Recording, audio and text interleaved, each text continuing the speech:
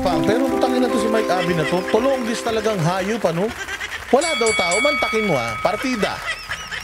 Isang araw lang preparasyon, 2 decoy locations. Tayo na, nakita mo na puno pa. Maliit lang yan, pero napuno. Ibig sabihin, kaysa naman yung mga vloggers nyo, may nanonood, 5,000, 10 nag-views ng 100,000, 24 oras, 200,000, 24 oras, yung mga uploads nila. Pero nung nagyaya sila ng rally, bukod sa nagnakawan na sila, ang dumating, iilan pa, magkakakilala pa.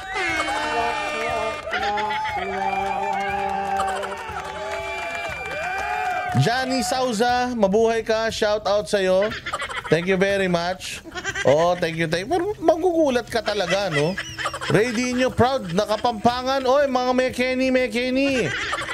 Masanting mga kapampangan. Ito si Nanay Morning Joe, kapampangan yan tsaka ito si at saka ito si Brothers Travelers grabe, talaga naman mga kapampangan. Mababait ang mga yan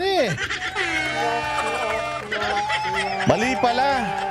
Iba pala sabi ni Mike Tae, wala naman daw tao, puro KOJC lang. Wow. Mike Tae, ganun talaga. Ganun talaga buhay. Ibig sabihin, marami talaga KOJC. Mantakin mo lahat KOJC. Hindi ba? Akala ko ba, sabi mo, walang miyembro yan. Iilan lang sila. Bakit sa mga rally, laging sila yung mga nandiyan dyan? Sabi ni Samendang, hi Banat Bay. Teka Banat Bay, comment ka na naman ng comment. Ano ka na ba? Magaling ka na ba? Magaling ka na ba? Magla-live ka na ba? Ititigil ko na to pag magla-live ka. Mga taga-Pampanga, mga taga-Lubao, Angeles, San Fernando, Mexico, Arayat. Yung mga taga-San Simon. Yung mga taga San Fernando, Kutud, ganyan. Ruder Alterado, thank you very much God bless you, mabuhay ka Maraming salamat sa iyo mag-ingay lahat ng mga kapampangan sige, mamaya na yan si Mike Tae. Pero isang araw lang to isang araw lang pinrepair to. Linggo pa lang nila sinabi kung saan. Lunes na puno pa rin nila yan. Saan ka naman, di ba? Kaya Mike Abe, iniimbitahan ka namin sa susunod na may maisog para talagang malaman mo. Kesa nagsasalita ka dyan, putang ina mo ka. Para malaman mo, pumunta ka sa rally, tapos bilangin mo yung tao. Tapos, wag kang magpapakita sa akin. Dahil ili-lips to lips kita hanggang hindi ka makahinga. Porak, yung mga taga-Porak. Yung mga taga-Purakay. Mike Abe kung ikaw hinahamon ka ni Jay Guevara ng debate, ako hindi ako magtututbrush ng 1 buwan. Talagang lips to lips ka talaga sa akin, gums to gums pa. Mga taga Mabalacat, mga taga Dau, mga taga Clark. Ayan yung mga kapampangan natin. Sige, diretso natin to si Baste. Euphemia Gumban, thank you very much. Mabuhay ka, God bless. Arigato.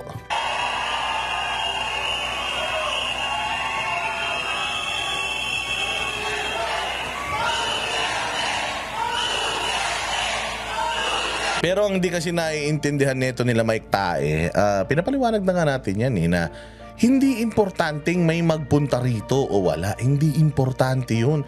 Gina Estribor, Boss Dada, ang saya-saya, colorful. Oo nga, pagka ganyan. Naku, Gina Estribor, kahit 3 araw dire-diretso magbablog ako para sa inyo.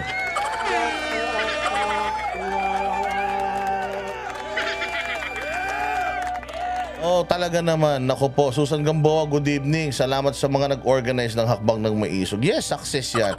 Rona Salcedo, thank you, Rona Salcedo, you're amazing. Pero yun na nga. Totoo yung sinasabi. Naku po, si Ate Linda. Salamat po, Ate Linda. Merry Christmas. Sinasabi yan ni PRD. Wala akong pake, may magpunta o wala. Ang importante, makapagpahayag tayo. Pumayag sila na magpahayag tayo. Yun ang importante. Hindi natin kailangan ng maraming magpunta dyan. Napuno natin yan hanggang labas. Pero, hindi yung katulad nung sa Davao del Norte. Ganun yun, sa Davao del Norte, ang dami talaga. Pero ang ibig natin sabihin, as long as nandiyan dyan yung mga vloggers, kami yung multipliers. Okay? Yung mga nanonood sa mga live stream namin, yun din po yung nakakatanggap ng mga information at mensahe na yan. At every time that they are sharing it, at yung mga downlines nila nakakapanood din, parang isang pyramid ito ganyan. Ito yung maisog, tapos yung SMNI, ang daming maaabot niyan, buong mundo. Kasi ang SMNI po, available po sila sa mga cable channels halimbawa, yung mga Sky Cable, Destiny Cable, basta lahat ng mga cable boss, mga ganyan. Lahat ng mga cable, meron po pong SMNI kasi wala lang po sila sa free TV. Wala lang po sila doon sa yung walang cable, yung antena lang, yung frequency, wala lang sila doon. Pero kasi nga suspended pa rin sila hanggang ngayon, mag-iisang taon na. Ewan ko sa mga hinayupak na yan kung kailan yan matatapos. But anyways, nasa cable po sila. Napapanood po sila sa buong YouTube, sa Facebook. Kumbaga, napakalaki po ng reach ng SMNI. Napakaraming nanonood sa SMNI at napakarami rin nanonood kay Banat Bay kagabi. Sinabayan kami ni Banat Bay. So ang daming nanonood at pati sa mga vloggers, sa mga naka-live doon ng isang buong maghapon. Yung mula umaga hanggang gabi naka-live. Bilib ako sa mga yan, parang mga manikin. Hindi sila katayo lang sila. Sabi ko pwede itong mga vlogger ng Duterte. Pwede mong ipalit sa mga gwardiya ni Jose Rizal sa Luneta.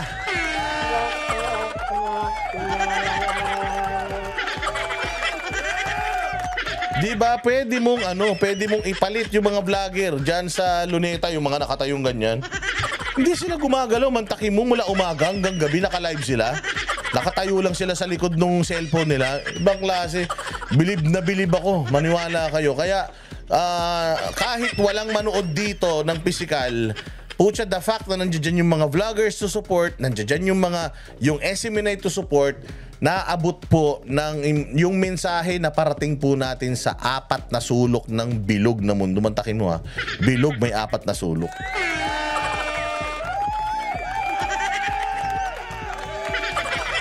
Nakarating po yan sa Europa, sa Middle East, sa buong Asia, sa buong Amerika, kontinente ng Amerika, nakarating po yan. Kaya kahit nasabihin mong langawin yan, walang nagpunta, pero as long as may SMNI, may mga vloggers na naghahatid ng mga informasyon rallies na yan sa YouTube, Facebook at kung saan-saan pang social media platforms, tagumpay ang maisog.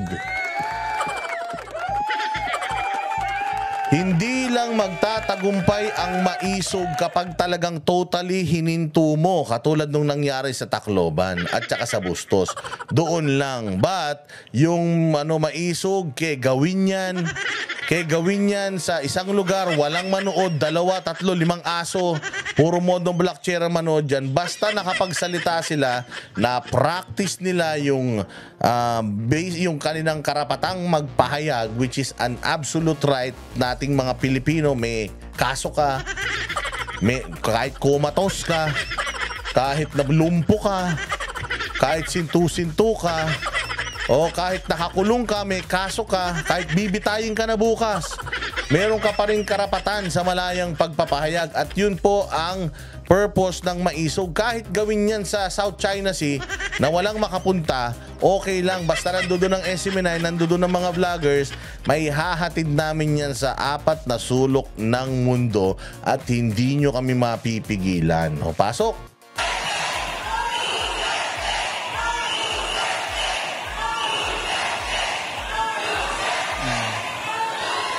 Ayan.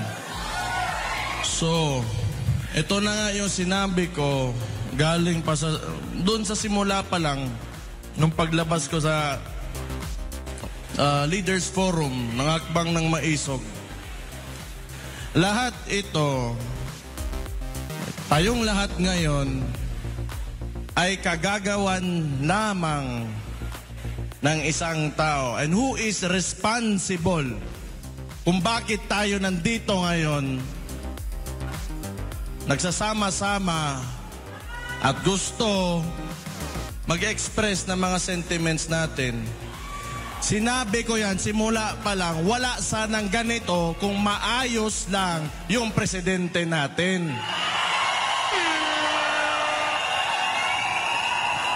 Simple. May maisog kasi may mga magnanakaw.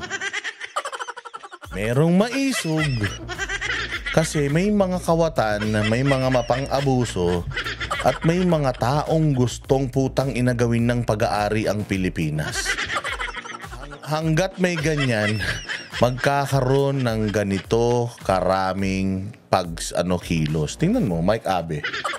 Yan ba yung walang tao?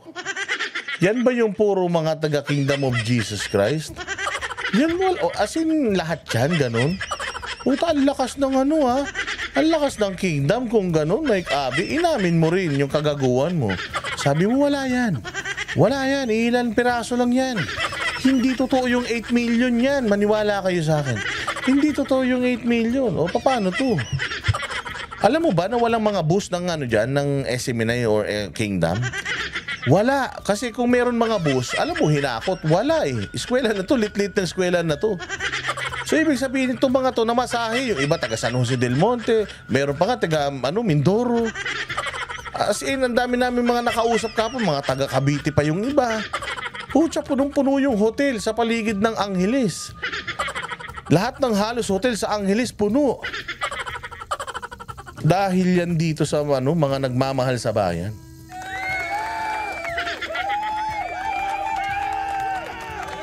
So, totoo yung sinasabi ni Baste. Mayroon maisog kasi nga maraming magnanakaw sa Pilipinas. Wala naman magrereklamo kung inaayos yung trabaho nyo.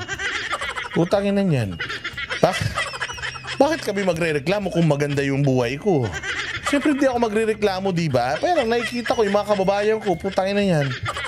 Pucha, kahit na lang bigas na lang, hindi pa nila afford. Sa sobrang hirap ng buhay, tapos sasabihin nyo, ang ganda ng ekonomiya. Bumagal ang pagtaas ng inflation. Napakagaling talaga. Putangin na yan. Ewan ko talaga kung saan nyo kinukuha yung mga impormasyon na yan. Pero nagulat ako ngayon kasi walang mga dump truck, walang mga dump truck. Hindi nila kinaya yung mga Kapampangan. Na tunay na maisog ng Kapampangan. Pasensya na kayo SMNI ito, syempre, bawal yung mura. Kaya, naku po, napakaraming tatanggalin ng SMNI dito. Inalis niya yung mga mura ng SMNI kasi bawal na bawal yan sa MTRCB. Yung mga mura. So, pasensya na kayo walang mura itong video na to. Pero I am sure mafe-feel nyo. Pumunta kaming Dumaguete. Bigla na may mga dump truck. Simple lang naman yung hinihingi namin. Hindi naman siguro lahat ng tao o may tao sa mundong ito na tama lahat ng ang ginagawa. Yung gusto lang natin is the right to express ourselves. At yun na lang yung hinihingi natin. By the way,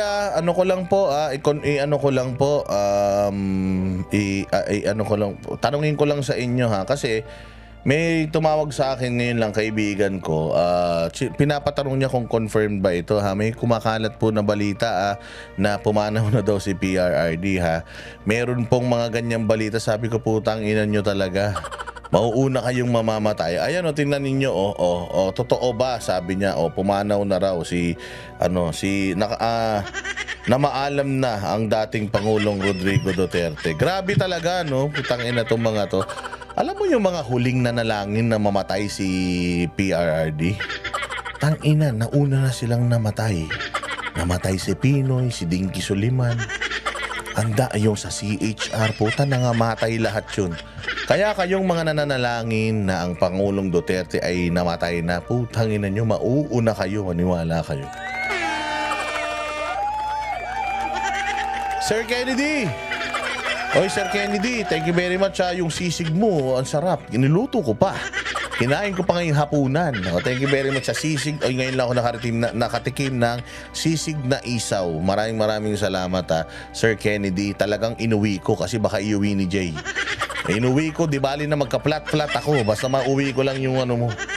O, basta may uwi ko lang yung iyong sisig. But anyways, katulad yung sinasabi nila, fake news daw yan. Yung si Seldran, namatay na. O, tapos yung ngayon, meron pang 50-50 daw, mamamatay na rin. Oh, Diyos ko po. Kaya ano lang po ayan, sa TikTok ko po napanood dyan. Huwag kayong basta-basta maniniwala. Itong kaibigan ko tawag kagad eh. Totoo ba to? Totoo ba to? Walang hiya ang totoo, maraming magnanakaw sa Pilipinas. Yun ang ipakalat nyo, hoy. Yung mga nagpapakalat na si PRD ay namatay na. Putangin na nyo, mauuna kayo. Huwag kayong mag-alala, nakahanda na yung tren papuntang impyerno, inaantay na lang kayo. Ayaw pa. Baga ang sunod niyan, hindi na tayo pwedeng huminga. Ano bang problema talaga ng... It's a very confusing administration, actually, sa totoo lang. Hindi ko maintindihan yung mga kilos o mga ginagawa. Parang ako mayor ako ng Davao. Ako si Sebastian Duterte, yung mga hindi ako kilala ha. Ako yung mayor ng Davao. Ngayon,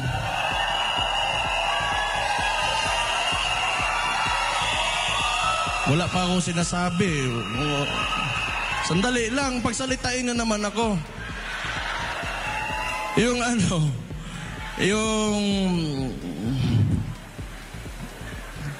ganito ha. Si Arnold Clavio na-stroke na. Lahat ng nananalangin na mawala na si PRRD, pucha, nauuna sila. Kaya ingat kayo yung mga nagdadasal masama kasi talaga yun. Yung meron kang panalangin na hindi maganda sa kapwa mo. Apakasama nun. Meron akong kilala. Nagtirik pa ng kandila sa live stream niya para daw sa Banateros. Tingnan mo nangyari. Yung nanay nauna.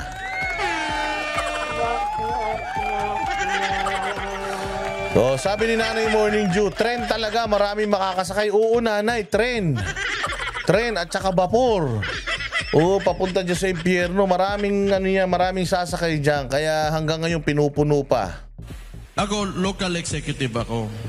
Siyempre, alam ko yung concerns ng mga barangay namin, yung mga communities. Ang problema, dahil siguro, kasi nagsasalita nga ako, not really against, but I'm just pointing out, tinuturo ko lang naman yung mga kailangan ayusin. Kung tingin nyo against ako, di wala akong pakialam. If you take it, negatively, wala akong pakialam. Pero hindi pwede na hindi tayo magsalita.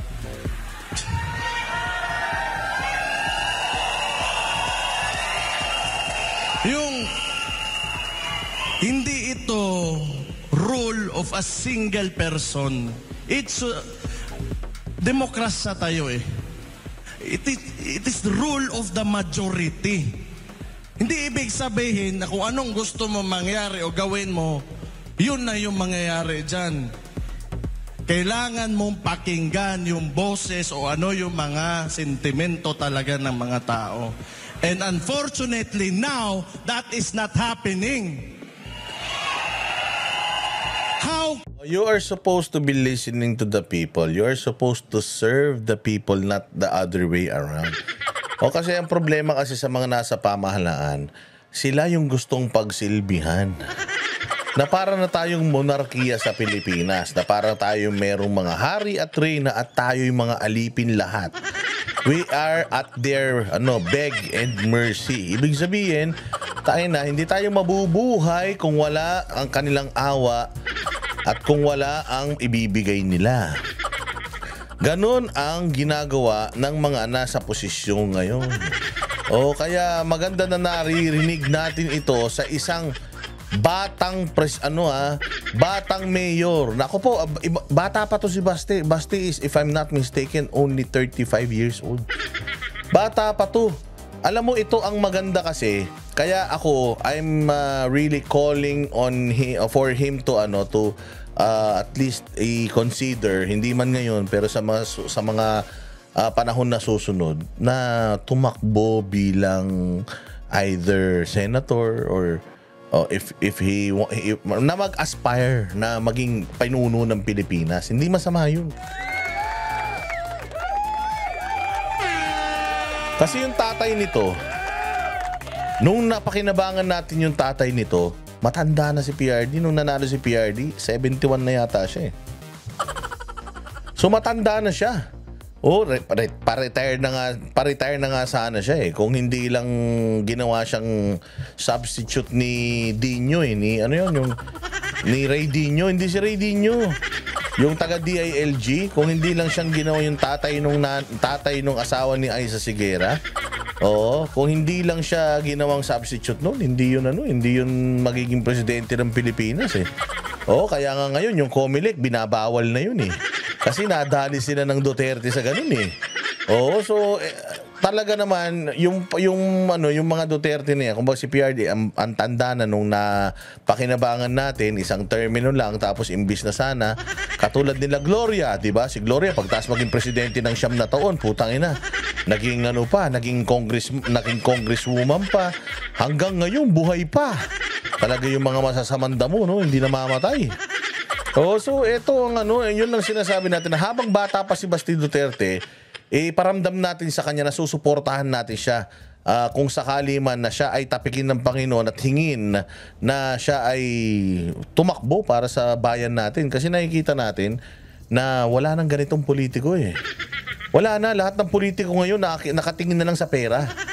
Pero ito yung mga politiko na talagang gusto ng pagbabago sa Pilipinas. Kasi tinan mo, ang ganda ng Davao.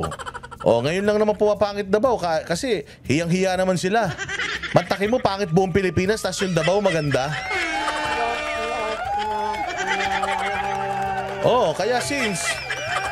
Kaya since expert naman ang mga hinayupak na yan na sumira ng Pilipinas or sumira ng bayan, mano ba naman sirain nila yung Davao, di ba? Nakakahiya yun. Alam mo ba, every time na pupunta ka sa Davao, putangin na magagalit ka sa gobyerno eh. Bakit? Taga Metro Manila tayo, pumunta ka ng Davao. Ang layo ng Davao sa Metro Manila. Pumunta ka sa Kingdom of Jesus Christ. Kaya insecure ang gobyerno sa Kingdom of Jesus Christ. Alam mo kung bakit? Meron silang mga bagay na wala ang gobyerno natin. Sila ay isang relihiyon lang at nagtitinda lang sila ng biskotso. Pero putya, meron silang mga bagay na wala ang gobyerno natin, considering na yung gobyerno nasa atin ng resources, lahat taxpayers money, lahat ng pera ng Pilipinas nasa gobyerno. Pero makita mo, yung Kingdom of Jesus Christ, ang lagu-lagu, ang gaganda ng ng mga na-invest nila at mga facilities, amenities na ini-enjoy ng mga members nila. Nakakahiya naman talaga. Mantakin mo, mas magaling pa yung pastor kaysa sa'yo. Ikaw, presidente ka, senador ka, cabinet secretary ka, lahat ng pera ng Pilipinas nasa iyo na, wala kang napapaganda. Utang yung mga bahay nyo lang, tsaka mga buhay nyo lang yung gumaganda. Wala kayong mga kalsadang napapagawa, walang mga bagong ospital na ipinatatayo. Si Pastor Kibuloy, maraming mga scholars, may sariling eskwelahan. May sarili ng stadium. Hindi na sila mag-aarkila. Bukod sa Kingdom, ano pa meron? Yung Davao, yung leadership sa Davao, sa Kapitolyo, ang ganda ng Kapitolyo nila. Ang ganda ng mga kalsada sa kanila. Lahat ng meron sa Maynila, meron din sila. Ang disiplinado ng mga tao. Pag sinabing sarado na yung tindahan, wala nang iinom, walang iinom. Wala naglalakad ng pasuray-suray. Walang ngiwi ng ngiwi. Walang naka-standby. Lahat may ginagawa. Ganyan sa Davao, yung may mga part ng Davao na yung mga kable nila nasa ilalim na. Wala na sa ibabaw, pwede ka na magpalipad ng saranggola, hindi sasabit sa mga kawad ng kuryente yan. So nakakahiya na putya yan with you having all the money in this country. Tas hindi mo mapasaya yung mga tao mo, samantalang ang Kingdom of Jesus Christ, sila lang natutugunan nila yung mga pangangailangan nila. Ang Davao, natutugunan ng mayor ng Davao yung lahat ng pangangailangan kahit kaduluduluhang barangay. So sampal talaga to. Sampal talaga na ang taas-taas ng crime rate sa Metro Manila at sa mga probinsya ng mga hinayupak ng mga politiko natin. Tapos dito sa Davao, ang baba-baba, ang linis-linis, ang ayos-ayos, ang ganda-ganda. Ang tatalino ng mga tao.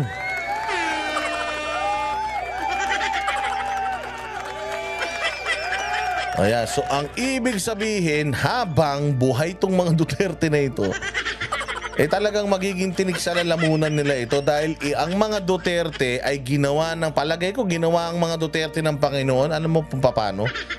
Para magmukhang tanga yung lahat ng mga magnanakaw ng mga politiko sa Pilipinas. Can you govern a state or a nation if you do not listen to the majority?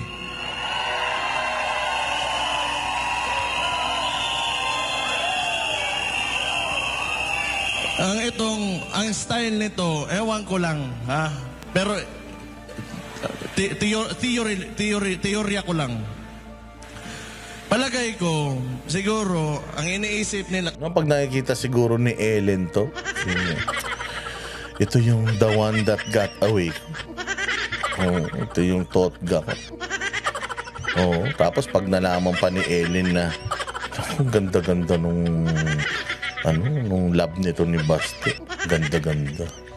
Oo, naku po, sigurado ako dumudugo ang puso ni ni Ellen Adarna. Sabi, ay, naku, bakit si John Lloyd ang pinili ko? Oo. Kasi matagal to nag-upo yung pamilya nila 20 years. More or less 20 years yan. Yung tatay niya nagkaroon tayo ng authoritarian regime. Siguro, may gusto talaga to na maibalik yon. Kasi sa ginagawa niya ngayon, hawak nila lahat. Ito, mainstream media, wala na yan. Wala na yan. Lahat ng formula na ginagawa nila before, they are attempting to do it now. Actually, hindi nila ina-attempt. Basta, they are doing it now. Oh, and they are doing it systematically and they are, effectively nagagawa nila yun. So, hindi lahat ng mainstream media let me correct you, Mayor Baste. Oh, hindi lahat ng mainstream. SMNI is still there. SMNI is, sabi nga nila SMNI is the thorn among the flowers. Noon, siguro, 1970s, magagawa mo yan. Walang social media. And mga tao, medyo, mahirap yung connectivity. O ngayon, sinusubukan na naman nila ulit.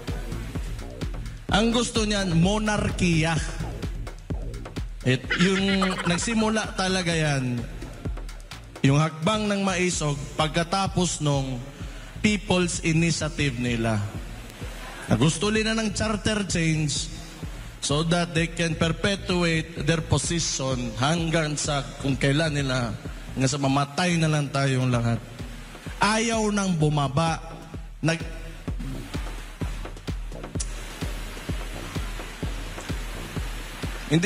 Kaya nga, naiisip ko, talaga bang walang hiya?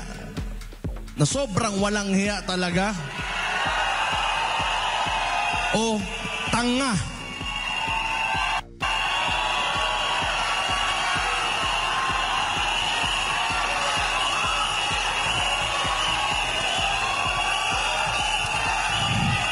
Kung gusto nila na sila-sila lang, sabihin na natin, marami naman paraan yan. Kung gusto nilang ayaw bumaba o gusto nila sa kanila pa rin yung susunod na maging presidente, kanilang manok. O di, magtrabaho ka. Bakit mo utuin yung mga tao, papipirmahin mo, tapos magbibigay ka ng ayuda na may mukha nyo pa? Utangina nyo. Ako na. Kasi tatanggalin ni tatanggalin ni SMNI niyan. Ako na nagsabi. Ulitin natin yung sinabi niya, ha? Ka? o tanga?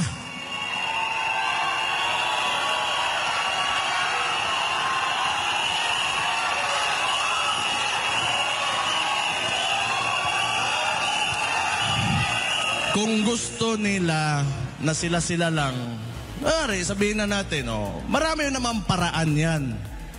Kung gusto nilang ayaw bumaba o gusto nila sa kanila pa rin yung susunod na maging presidente, kanilang manok. O di, magtrabaho ka. Bakit mo utuin yung mga tao, papipirmahin mo, tapos magbibigay ka ng ayuda na may mukha nyo pa? Putangin na nyo. Ninyo.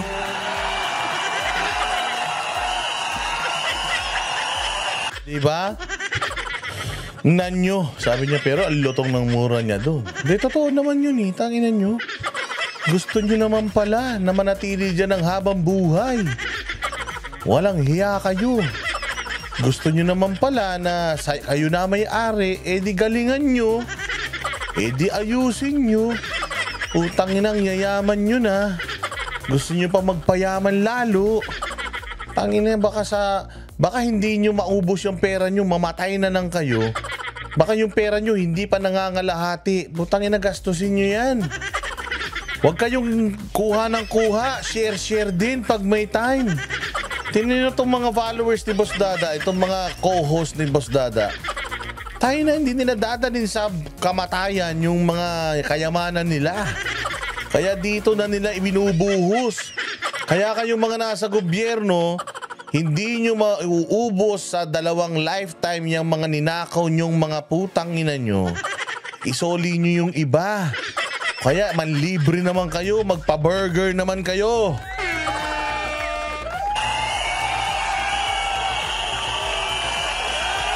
That is also one reason kung bakit alam niyo nandito talaga ako.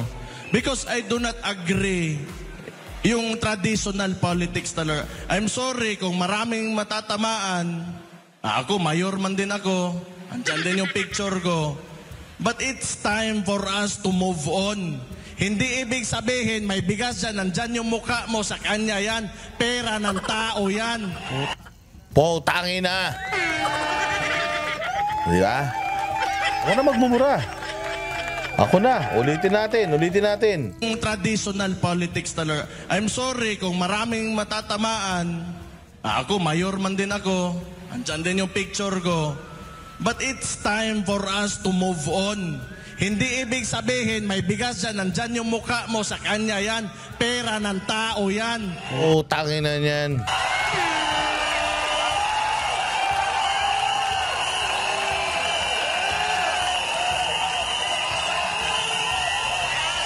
Alam nyo, pag lagi tayong nandito sa cycle na yan. Tignan nyo, ang gaganda ng mga ng mga DDS. Kita nyo, ganyan. Pak.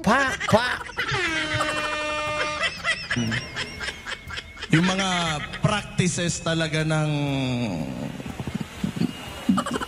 Philippine politics. Pa-picture. Alam nyo sa ulo ko kung saan banda yung mga mura dito. Sa ulo ko talaga. Nandiyan ako, nakanganga ako. Gusto ko nga umiyak nung nagsasalita si Basta. Kaya mo Basta, ang pogi-pogi mo. Paano na kami mga banateros, ang papangit namin, lahat na naman ng babae mapupunta sa'yo.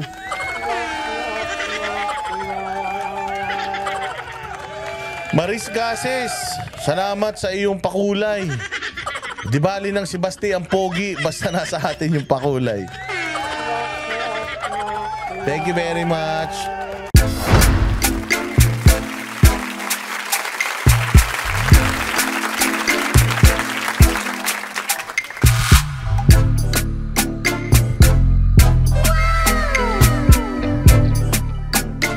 The next performance will start momentarily.